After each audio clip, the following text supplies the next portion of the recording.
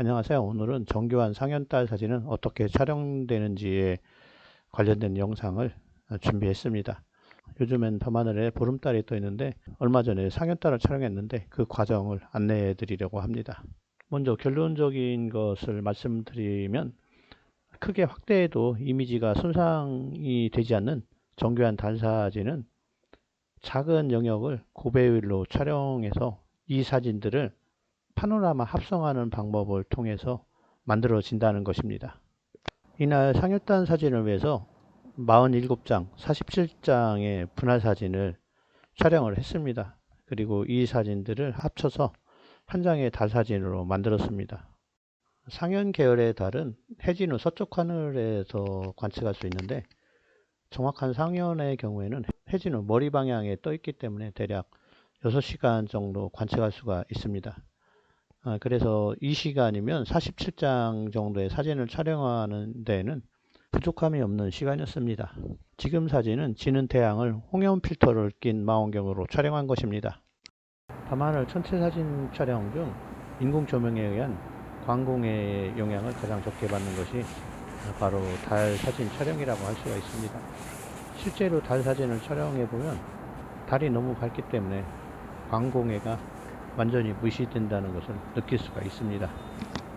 엄청난 광량을 가진 달은 망원경 저반부에 스마트폰을 대고 촬영해도 정교하지는 않지만 달 표면의 지형이 얼룩덜룩한 정도로는 보일 수 있을 정도로 촬영을 할 수가 있습니다.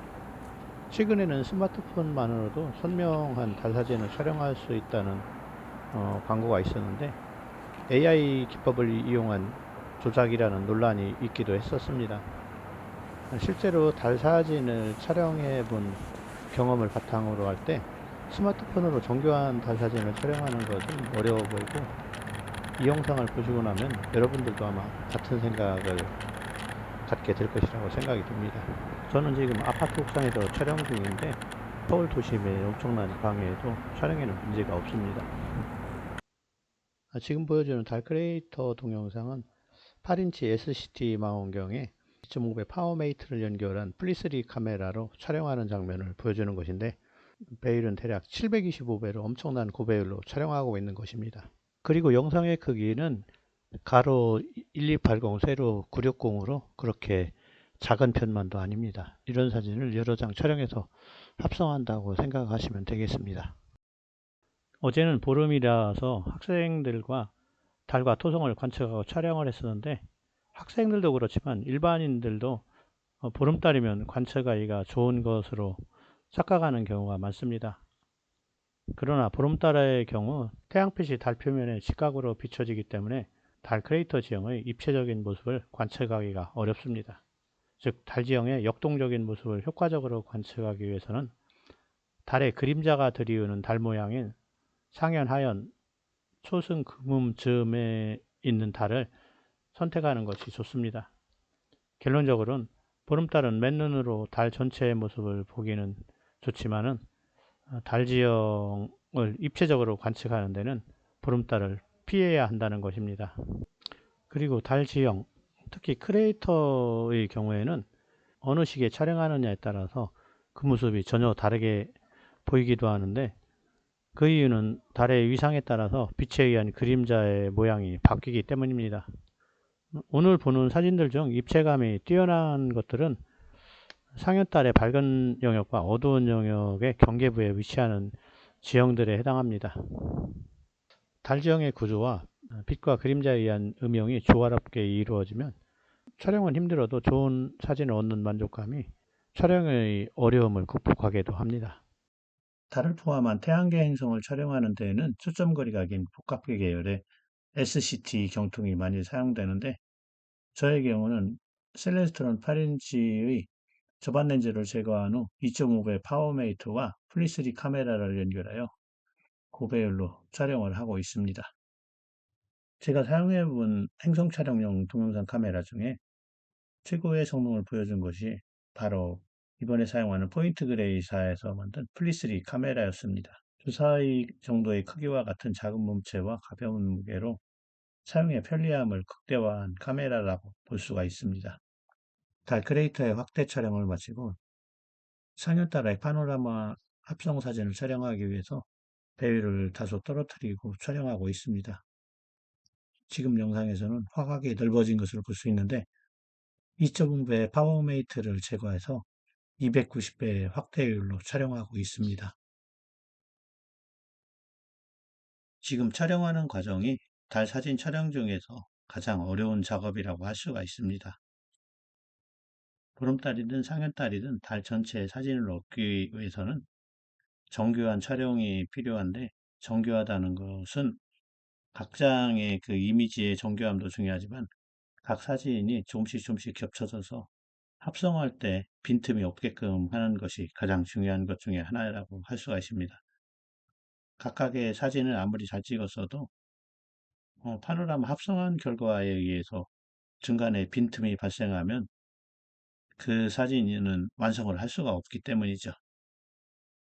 사진이 누락돼서 빈틈이 발생하는 것을 방지하는 방법 중에 하나는 달의 월면도를 보면서 촬영을 하는 것입니다.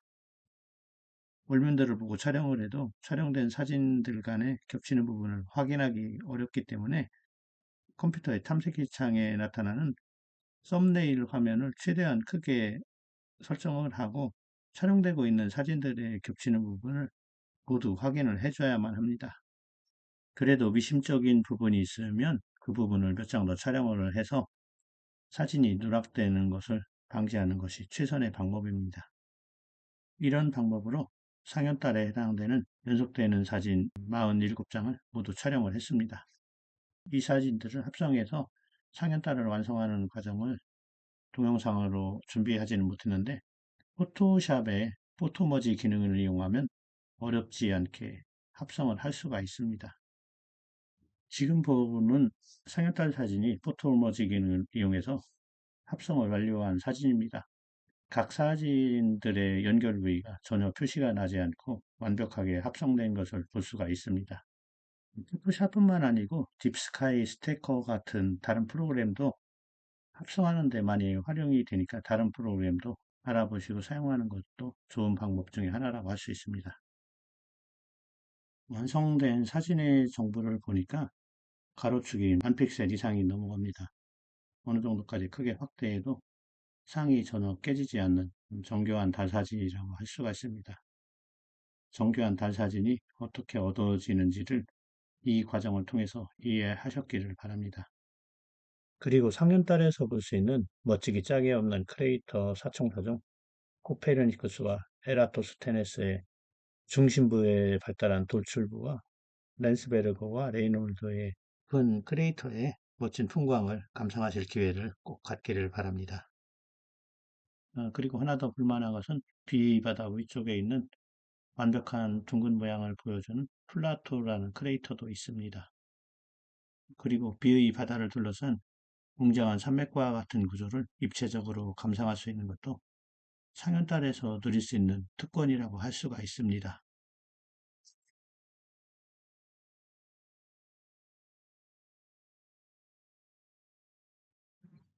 전에도 소개한 적이 있는 제 책에도 달 사진 촬영법에 대한 내용이 자세히 실려 있으니 참조하시기 바랍니다.